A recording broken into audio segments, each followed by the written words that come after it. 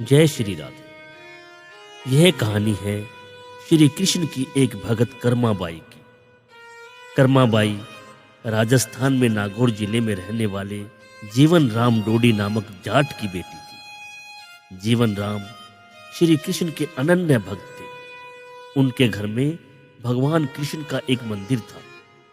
वह रोज भगवान को भोग लगाकर ही भोजन करते। एक दिन उनको किसी कार्य से कहीं बाहर जाना पड़ा, तो उन्होंने कर्मा से कहा, बेटी, मैं किसी काम से बाहर जा रहा हूं, तुम ठाकुर जी को भोग लगा देना और भोग लगाने के बाद ही भोजन ग्रहण करना। कर्मा ने कहा, ठीक है पिताजी। अगले दिन वह छोटी सी बालिका उठी और उसने सुबह उठकर भगवान के लिए खिचड़ी बनाई और भोग के लिए भगवान के सामने रख दी। अपने बालकपन में सोचा कि भगवान स्वयं आकर खिचड़ी का भोग लगाएंगे। सुबह से दोपहर और दोपहर से शाम हो गई। कर्मा भूखी प्यासी भगवान की मूर्ति के सामने बैठी रही। कहते हैं भगवान भाव के भूखे होते हैं। भगवान ने जब देखा कि एक छोटी सी बालिका जिद पर अड़ी है, तो उनकी मूर्ति से आवाज आई, कर्मा बाई, तुमने पर्दा तो किया ही नहीं, मैं भोजन कैसे करूंगा। कर्माबाई ने पर्दा किया और भगवान ने कर्मा की खिचड़ी को बड़े प्रेम पूर्वक ग्रहण किया। अब तो कर्मा का यह रोज का नियम बन गया। वह रोज सुबह जल्दी उठती और सबसे पहले भगवान का भोग बनाती और भगवान उसके भोग को खाते। एक दिन जब उसके पिताजी वापस आए, तो उन्होंने कर्मा से पूछा, बेटा, तुमने भगवान को भोग लगा दिया था। तो कर्मा ने कहा, पिताजी, भगवान तो रोज स्वयं आकर भोग लगाकर जाते हैं। उसके पिताजी को लगा कर्मा झूठ बोल रही है, इसलिए एक दिन उन्होंने छिपकर देखा।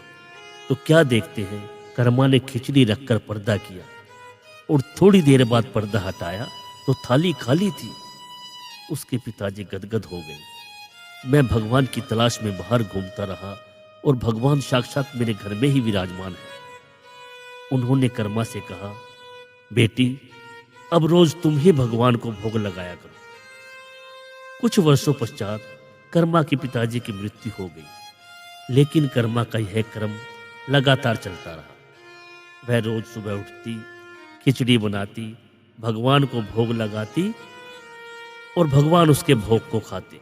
काफी वर्षों के बाद एक दिन कर्मा बाई की तीर्थ यात्रा पर जाने की इच्छा हुई और उसने भगवान श्री कृष्ण की मूर्ति को लिया और चल पड़ी तीर्थ पर। सभी पवित्र तीर्थों के दर्शन करते हुए वह उड़ीसा में जगन्नाथपुरी में पहुंची और फिर वहीं पर एक कुटिया बनाकर रहने लगी। लेकिन उसका भोग लगाने का नियम यहां भी लगातार चलता रहा। रोज सुबह उठते ही भगवान का भोग बनाती और भगवान उसकी खिचड़ी को बड़े चाव से खाते। एक दिन एक छोटा सा बालक कर्मा के पास आया और बोला, माँ, मुझे बहुत भूख लगी है, कुछ खाने को दो ना। कर्मा ने कहा, आ जाओ बेटा। कर्मा ने भगवान को भोग लगाने के बाद उस बच्चे को खिचड़ी दी। अब वह बच्चा रोज आकर कर्मा की खिचड़ी खाने लगा। एक दिन एक साधु कर्मा की कुटिया के बाहर आए और देखा कर्मा बिना स्नान किए भगवान को भोग लगा रही है। साधु ने कहा, रोज सुबह स्नान करके साफ सफाई करके शुद्धता से भगवान को भोग लगाया करो। कर्मा ने कहा, ठीक है। अब अगले दिन सुबह सुबह वह बच्चा आया तो कर्मा ने कहा, बेटा, थोड़ी देर बैठ जाओ, मैं स्नान करके सफाई करके भगवान को भोग लगाकर तुम्हें भोजन दूंगी। वह बच्चा बैठ गया। कर्मा ने स्नान करके साफ सफाई करके भगवान को भोग लगाने के पश्चात ही उस बच्चे को खिचड़ी दी। उस बच्चे ने खिचड़ी खाई और वह चला गया। उस दिन क्या हुआ, जब सुबह जगन्नाथ मंदिर के पुजारी ने मंदिर का पट खोला तो क्या देखता है, जगन्नाथ भगवान के मुख पर खिचड़ी लगी हुई है। पुजारी जी सोचने लगे, मैंने तो खिचड़ी का भोग लगाया नहीं, फिर पता नहीं भगवान के मुख पर खिचड़ी कैसे लगी। उसी रात जगन्नाथ भगवान ने पुजारी को दर्शन दिए और कहा, यहाँ पास ही कुटिया में मेरी एक भगत रहती है। मैं रोज सुबह उसके पास खिचड़ी खाने जाता हूँ, परंतु उसे किसी साधु ने बहका दिया है कि तुम रोज सुबह उठकर स्नान करके साफ सफाई करके भोग लगाया करो। इस वजह से उसे देरी हो जाती है और इधर मंदिर खुलने का समय हो जाता है। इसलिए मैं जल्दी जल्दी में खिचड़ी खाकर आया तो खिचड़ी मेरे मुंह पर लगी रह गई।